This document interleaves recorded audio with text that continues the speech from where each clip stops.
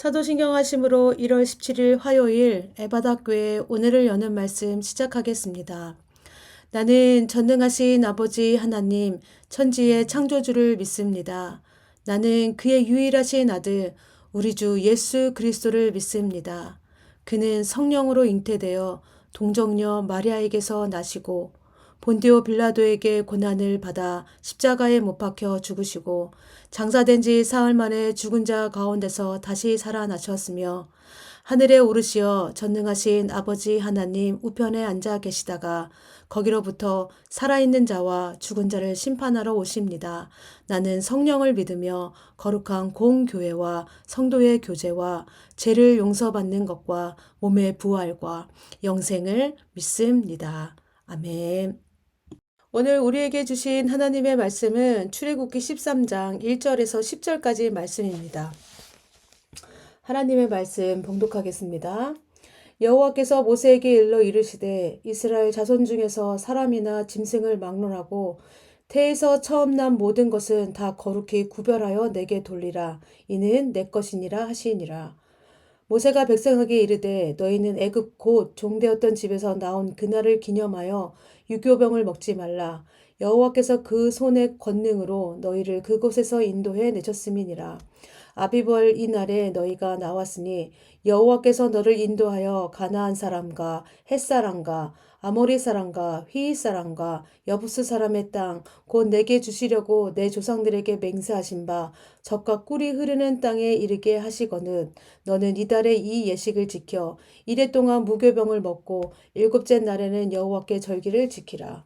이래 동안에는 무교병을 먹고 유교병을 내게 보이지 아니하게 하며 내 땅에서 누룩을 내게 보이지 아니하게 하라.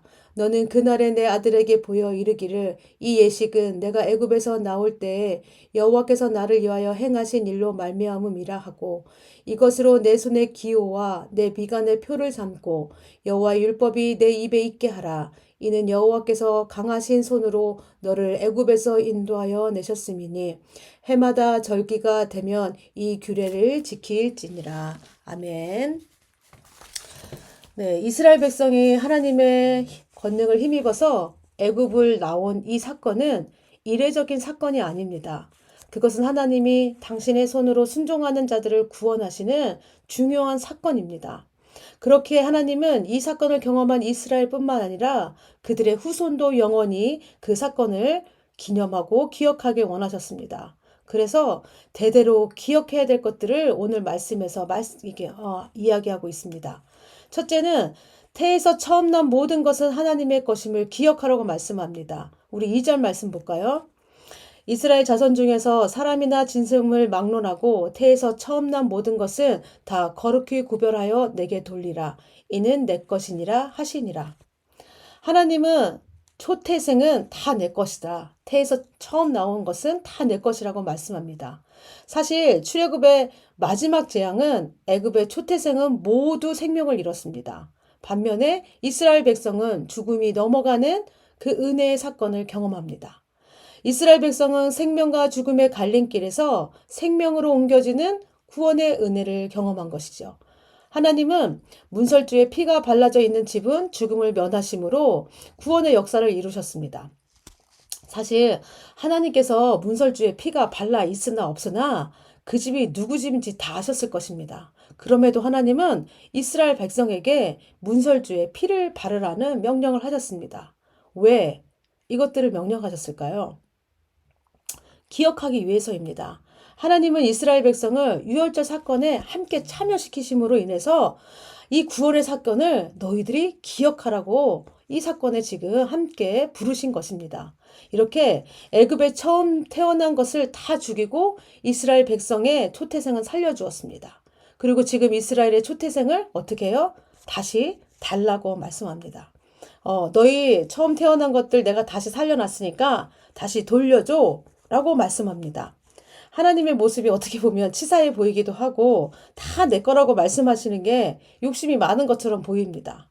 그럼에도 하나님이 이렇게 이 초태생을 달라고 하신 이유가 무엇일까요? 진짜 하나님이 욕심이 있으셔서 그러셨을까요?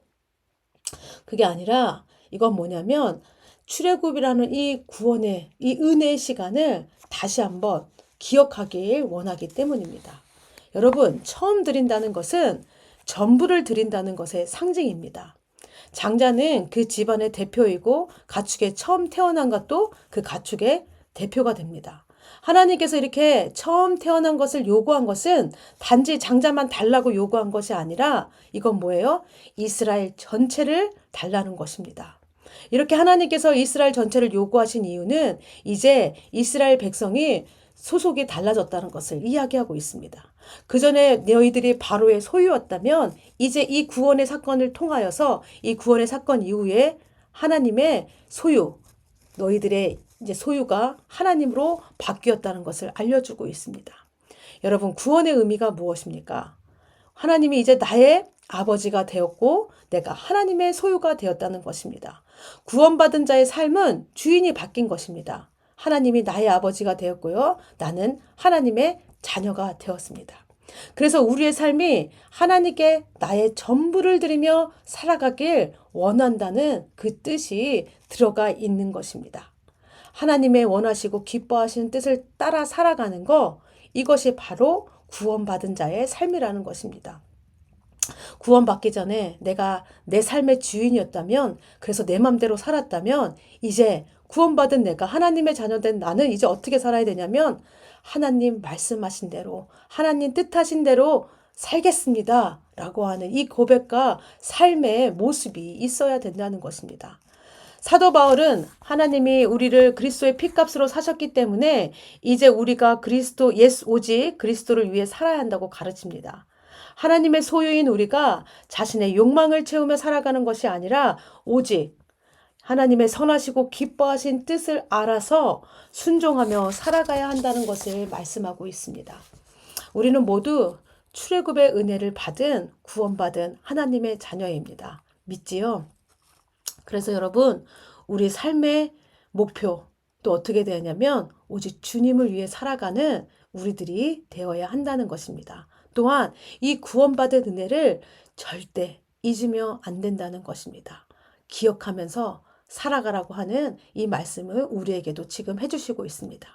두 번째로 여호와의 절기를 말씀하시면서 그것을 어떻게 지켜나가야 되는지에 대해서 말씀하십니다. 6절, 7절 말씀입니다. 이래 동안 무교병을 먹고 일곱째 날에는 여호와께 절기를 지키라. 이래 동안에는 무교병을 먹고 유교병을 내게 보이지 아니하게 하며 내 땅에서 누룩을 내게 보이지 아니하게 하라. 예. 이게 이 절기를 지킬 수 있는 방법이 뭐냐면 7일 동안 무교병을 먹는 것입니다. 무교병은 우리 지난주 설교에서 말씀에서 들었던 것처럼 누룩을 넣지 않은 빵입니다. 그럼 누룩은 무엇을 상징한다고 했죠? 우리의 죄를 상징합니다. 누룩을 뺀 무교병을 먹는다는 것은 뭐냐면 무엇을 의미하냐면 죄로부터 이제 분리된 삶을 살아야 됨을 나타내고 있습니다. 구원받은 성도들은 구원받기 이전에 더럽고 부패한 죄악된 이 본성과 옛 삶에서 그 삶을 버리고 이제 거룩한 하나님의 백성으로서 순결한 삶을 살아야 함을 지금 말씀하고 있는 것입니다. 또한 이 무교병은 이스라엘 백성을 애굽에서 서둘러 보내야 되기 때문에 누룩 넣지 않은 무교병 반죽을 갖고 나왔습니다. 이것은 아무것도 먹을 수 없는 광야에서 중요한 식량이 되었습니다. 그래서 무교병은 어떤 의미가 있냐면요. 첫 번째로 죄로부터 해방을 의미하고요. 또 다른 것은 가난한 자의 식량을 대표합니다. 이는 비천했던 과거를 기억하라는 것이고요. 하나님의 놀라운 구원의 역사를 잊지 말고 감사하라는 것을 말해주고 있습니다. 그래서 이것을 잊지 않기 위해서 9절은 이렇게 말합니다. 우리 9절 말씀입니다. 이것으로 내 손의 기호와 내 미간의 표를 삼고 여호와의 율법이 내 입에 있게 하라. 이는 여호와께서 강하신 손으로 너를 애굽에서 인도하여 내셨음이니. 이 절기를 기억하는 방법이 뭐냐면 내 손의 기호와 미간의 표를 삼고 내 입에 있게 하라고 말씀합니다. 이건 무슨 말씀이에요? 무엇을 의미합니까? 하나님을 기억할 수 있도록 말씀을 네 삶 가운데, 우리 삶 가운데 가까이 두라는 것입니다. 가장 가까이 하나님의 말씀을 두어서 어떻게 하라는 거예요? 날마다 매일매일 나를 향해 주시는 그 은혜를 깨닫고 경험하며 살아가라고 하는 것입니다. 사실 이렇게 믿음을 주신 분도 하나님의 은혜고요.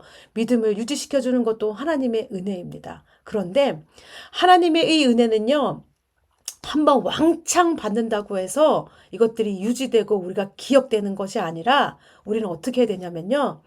날마다 매일매일 하나님의 은혜 속에서 살아가야 한다는 것입니다.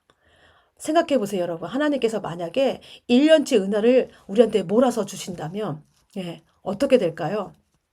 처음에 며칠은 우리가, 그래, 이것이 하나님의 은혜지, 라고 기억하면서 감사하겠죠. 근데 이것들이 하루 이틀, 365일 지속된다면, 이 은혜가 우리가 은혜로 받아들이겠습니까? 예. 이것들이 그냥 당연한 줄 알고 하나님께 감사할 줄 모를 거예요. 우리는 망각의 동물입니다. 자꾸 잃어버려요. 그렇기 때문에 하나님이 말씀하시는 건 뭐냐면 매일매일 주시는 그 은혜를 받아서 누려라. 가장 그 네 옆에 두고 하나님의 말씀을 우리 옆에 가장 가까이에 두고 하루하루 매일매일 주님께서 주시는 그 은혜 가운데 살길 원하신다는 하나님의 말씀인 것입니다. 그래서 하나님께서 이스라엘 백성을 광야 생활 가운데 무엇을 주셨죠? 만나와 메추라기로 먹이셨습니다. 그런데 이때 주셨던 명령이 뭐예요? 만나와 메추라기를 집에 쌓아두지 못하게 했습니다. 하루에 필요한 양만 갖다 먹게 했습니다. 이것은 무엇을 의미합니까? 하루하루, 매일매일, 날마다 하나님께서 인도하시는 그 은혜를 경험하라는 것입니다. 하나님은 그 하루에 족한 은혜를 우리에게 주십니다. 오늘 하루 나에게 주신 은혜를 경험하는, 그래서 우리에게 날마다 주시는 그 은혜를 경험하는 우리 성도님들 다 되시길 바랍니다. 또 10절에 보니까 이 절기를 어떻게 지키라고 하냐면 해마다 절기가 되면 이 규례를 지키라고 말씀합니다. 이것은 뭐예요? 반복하라는 것입니다. 매년 이것을 똑같이 이 절기를 매년 반복해서 지키라는 것입니다. 매년 반복하면서 이 지키면서 어떻게 하라는 거예요? 너도 그 은혜를 기억하고 자손에게도 알려주라고 지금 말씀하고 있는 것입니다. 가르쳐서 자자손손 이거 가르쳐서 하나님의 은혜를 잊지 않고 이 영원히 기억되도록 하라는 것을 지금 말씀하고 있습니다. 여러분, 사실 우리 자녀들이 믿음을 지키며 살아가기에는 너무나 힘든 세상 속에서 살고 있습니다. 나 교회 다닌다고 말하기도 이제 힘든 세상입니다. 어려움 속에서, 이런 어려움 속에서 우리 아이들이 믿음을 지키고 있습니다. 우리 아이들이 더 믿음으로 이 세상을 살아가도록 그 어느 때보다 우리가 다음 세대를 위한 교육과 관심과 기도가 필요합니다. 우리 자녀들이 이 구원의 확신을 갖고 하나님의 자녀로 살아갈 수 있도록 우리가 더 도와주고 함께 해줘야 된다는 것입니다. 하나님께서 이 절기를 지키라고 하는 것은 단지 네만 믿고 우리만 믿고 우리 세상에서 끝나는 것이 아니라 이것들이 자손들을 통하여서 계속 믿음의 이것들이 흘러가고 이것들이 아이들이 이 믿음 안에서 살아가기를 원하는 하나님의 마음인 것입니다.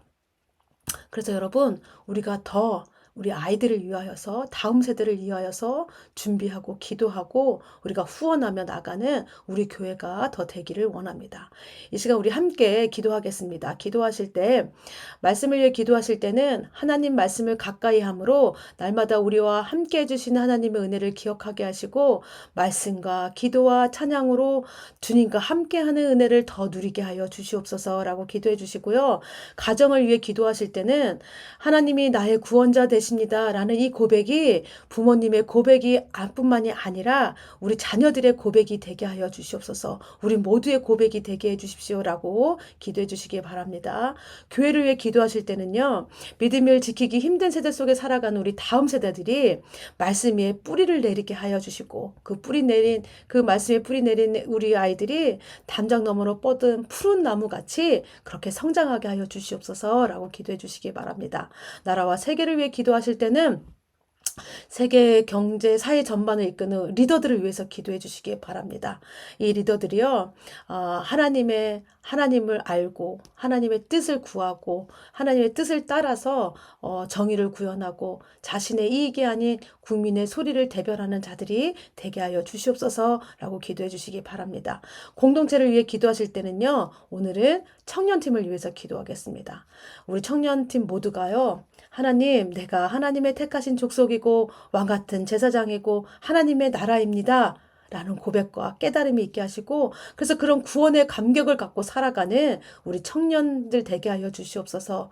또 우리 청년들이 마음을 다해 하나님과 찬양하고 예배하는 공동체로 자라도록 주님 함께하여 주시옵소서. 조금씩 이제 우리 청년들이 이제 모이기 시작했는데 더 모이기에 힘쓰는 우리 청년팀 되길 원합니다라고 기도해 주시기 바랍니다. 담당 사역자는 우리 류현철 목사님입니다. 류현철 목사님 사역하실 때 주님께서 더 큰 권능으로 함께하여 주시옵시고 주님 사랑하는 마음을 더욱 주시옵시고 그래서 그 마음으로 우리 청년들을 더 섬기고 사랑하는 우리 목사님 되게 하여 주시옵소서 기도해 주시고 우리 팀장님으로는 임혜정 집사님이 함께 섬겨주고 계십니다. 우리 집사님이 류현철 목사님을 잘 도와서 함께 우리 청년팀을 이루어가게 부족함이 없도록 주님 인도하여 주세요 라고 기도해 주시기 바랍니다.